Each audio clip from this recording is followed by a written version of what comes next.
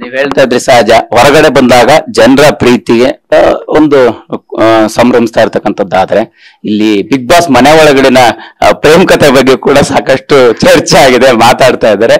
ಈ ಧರ್ಮ ಅವರು ಮತ್ತೆ ಅನುಷಾ ಅವರ ಪ್ರೇಮ್ ಕಹಾನಿ, ಲವ್ ಸ್ಟೋರಿ ಅದು ಏನು, ಹೇಗೆ ಅಲ್ಲಿ ಆಕ್ಚುಲಿ ಸಹಜವಾಗಿ ಕೆಲವು ಸಂದರ್ಭದಲ್ಲಿ ಸ್ಟ್ರಾಟಜಿ ಮಾಡ್ಬೇಕಾಗುತ್ತೆ ಕಂಟೆಸ್ಟೆಂಟ್ಸ್ಗಳು. ಆಟಕ್ಕೋಸ್ಕರ ಶುರು ಆಯ್ತಾ, ಮೊದ್ಲೇ ಪರಿಚಯ ಇತ್ತಾ, ಹೆಂಗೆ ಅಂತ? ಸರ್, ಧರ್ಮ ಅವರೊಟ್ಟಿಗೆ ನಾನು 3 ಸಿನಿಮಾ ಮಾಡಿದೀನಿ. ನೀವು ಕೂಡ ಬಂದಿದ್ದೀರಾ ಪ್ರಮೋಷನ್ಸ್ಗೆ. ಖಡಕ್ ಅಂತ, ಆಮೇಲೆ ಇವಾಗ ಇನ್ನೊಂದು ಸಿನಿಮಾ ರಿಲೀಸ್ ರೆಡಿ ಇದೆ ಬ್ಯಾಂಗ್ಳೂರಿನ ಅಂತ, ಅಂಡ್ ಇನ್ನೊಂದು ವೈರಸ್ ಅಂತ, ನಾನು ಪ್ರಿಯಾಂಕ ಒಪ್ಪನ ಧರ್ಮ ಅವರೊಟ್ಟಿಗೆ. ಸೊ 3 ಸಿನಿಮಾಗಳು ಒಟ್ಟಿಗೆ ಮಾಡಿರೋದ್ರಿಂದ ಅಂಡ್ ಅವರು 2018 ಇಂದ ಖಡಕ್ ಬಂದಿದ್ದಾವಾಗಲೇ 2018 ಅಲ್ಲಿ ಶೂಟಿಂಗ್ ಶುರು ಆಗಿದ್ದು. ಸೊ ಅವಾಗಿಂದಾನು ಅವ್ರು ನನಗೆ ಪರಿಚಯ ಇರುವಂತ ವ್ಯಕ್ತಿ, ಆಲ್ಮೋಸ್ಟ್ 6-7 ಇಯರ್ಸ್ ಇಂದಾನು. ಸೊ ಆ ಒಳಗಡೆ ಹೋಗಿದ ತಕ್ಷಣ ನನ್ಗೆ ಈ ಬಿಗ್ ಬಾಸ್ ಒಳಗಡೆ ಹೋಗೋ ಒಂದ್ ಸ್ವಲ್ಪ ದಿನಗಳಿಂದ ನಾನು ಅವ್ರ ಜೊತೆ ಮಾತಾಡಿರ್ಲಿಲ್ಲ. ಅಂದ್ರೆ ಅವ್ರದ್ದು ಬಿಸಿ ಶೆಡ್ಯೂಲ್ಸ್ ಇರುತ್ತೆ, ನಂದು ಇರುತ್ತೆ.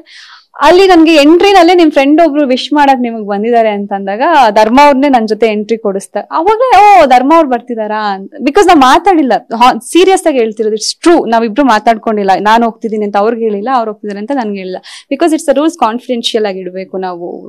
ಆನ್ ಏರ್ ಹೋಗೋವರೆಗೂ ಯಾರಿಗೂ ಡಿಸ್ಕಸ್ ಮಾಡಂಗಿಲ್ಲ ಅನ್ನೋದಿತ್ತು. ಅಲ್ಲೊಂದು ಸರ್ಪ್ರೈಸ್ ಆಯ್ತು, ಧರ್ಮ ಅವ್ರು ಬಂದಿದ್ದಾರೆ ಬಿಗ್ ಬಾಸ್ಗೆ ಅಂತ ಅಂದ್ಬಿಟ್ಟು. ಅಲ್ಲಿ ಹೋದಾಗ್ಲೂ ನಾನ್ ನರಕದಲ್ಲಿ ಇರ್ತೀನಿ, ಅವ್ರು ಸ್ವರ್ಗದಲ್ಲಿ ಇರ್ತಾರೆ. ನಾವೇನ್ ಅಷ್ಟು ಮಾತಾಡಕ್ ಆಗ್ಲಿಲ್ಲ ಫಸ್ಟ್ 15 ದಿನದಲ್ಲಿ.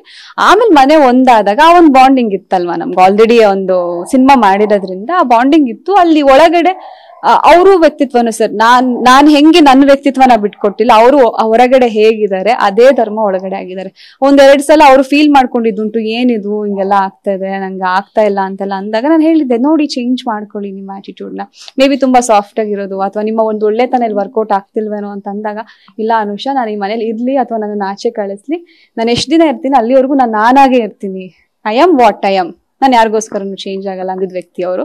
ಸೊ ಅಲ್ಲಿ ನನಗೆ ತುಂಬಾ ರೆಸ್ಪೆಕ್ಟ್ ಮಾಡ್ಬೇಕು ಅಂತ ಅನಿಸ್ತು. ಯಾಕಂದ್ರೆ ಅವ್ರ ವ್ಯಕ್ತಿತ್ವನ ಚೇಂಜ್ ಮಾಡ್ಕೊಳ್ದೆ ತುಂಬಾ ತಾಳ್ಮೆಯಿಂದ ಆ ಸಿಚುಯೇಷನ್ಸ್ ನ ನಾನಾದ್ರೂ ಅಗ್ರೆಸಿವ್ ಆಗಿ ತುಂಬಾ ಸಲ ರಿಯಾಕ್ಟ್ ಮಾಡಿದೀನಿ, ಸ್ಟ್ಯಾಂಡ್ಸ್ ತಗೊಂಡಿದ್ದೀನಿ. ಅವರು ಸ್ಟ್ಯಾಂಡ್ಸ್ ನ ಆ ಪೇಷನ್ಸ್ ಇಂದಾನೆ ತಗೊಂಡಿದ್ದಾರೆ. ಸೊ ಆ ಒಂದು ರೆಸ್ಪೆಕ್ಟ್ ಮಾಡೋಂತ ವ್ಯಕ್ತಿ ಅಂಡ್ ಪ್ಯೂರ್ ಫ್ರೆಂಡ್ಶಿಪ್ ಅಂತ ಹೇಳ್ಬೋದು. ಅದು ಪ್ರೇಮ್ ಕಹಾನಿ ಅಂತ ಏನಲ್ಲ, ಒಂದು ಒಳ್ಳೆ ಸ್ನೇಹಿತ ಅವ್ರು ನನ್ಗೆ.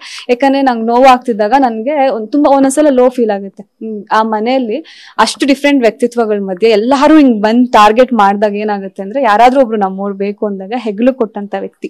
ಅಂಡ್ ಟಾಸ್ಕ್ ಗಳಲ್ಲಿ ನೋವು ಮಾಡ್ಕೊಂಡಾಗ ಅವ್ರ ಪಾಡ್ಗೆ ಅವ್ರು ಹೋಗೋರು, ಸಾರಿ ಅನ್ನೋರು, ಅವ್ರವ್ರ ದಿನಚರಿಗಳನ್ನ ಮುಂದುವರ್ಸೋರು. ಆ ಟೈಮಲ್ಲಿ ಊಟ ಮಾಡಕ್ ಆಗ್ತಿರ್ಲಿಲ್ಲ, ಪೇನಲ್ಲಿ ಮಲ್ಗಕ್ ಆಗ್ತಿರ್ಲಿಲ್ಲ, ಕೂರಕ್ ಆಗ್ತಿರ್ಲಿಲ್ಲ. ಆ ಟೈಮಲ್ಲೆಲ್ಲ ಬಂದು ಸಪೋರ್ಟ್ ಮಾಡಿದಂತ ವ್ಯಕ್ತಿ ಧರ್ಮ ಮತ್ತೆ ಚೈತ್ರ ಇಬ್ರು. ಸೊ ಇಬ್ರಿಗೂ ನಾನು ತುಂಬಾ ರೆಸ್ಪೆಕ್ಟ್ ಮಾಡ್ತೀನಿ, ಅವ್ರಿಗೆ ಥ್ಯಾಂಕ್ಸ್ ಹೇಳಕ್ ಇಷ್ಟಪಡ್ತೀನಿ. ಇನ್ಫ್ಯಾಕ್ಟ್ ಅವರು ಗೆಲ್ಲಕ್ಕೆ ಬಂದಿದ್ರು ತುಂಬಾ ಟೈಮು ನನಗೆ ಸಪೋರ್ಟ್ ಮಾಡಿದ್ದಾರೆ. ನಮ್ಮವರು ಅನ್ನೋ ಒಂದು ಫೀಲ್, ಒಂದು ಕಾಳಜಿನ ಕೊಟ್ಟಿದ್ದಾರೆ. ಬಹುಶಃ ಅದು ಹೊರಗಡೆ ಹಂಗ್ ಕೊಟ್ರೆ ಆಗಿರ್ಬೋದು, ಪ್ರೇಮ್ ಕಹಾನಿ ಹಂಗೆ ಹಿಂಗೆ ಅಂತ ಒಂದು ಒಳ್ಳೆ ಸ್ನೇಹಿತ, ಫ್ರೆಂಡ್ಶಿಪ್ಗೆ ಒಂದು ಅರ್ಥ ಧರ್ಮ.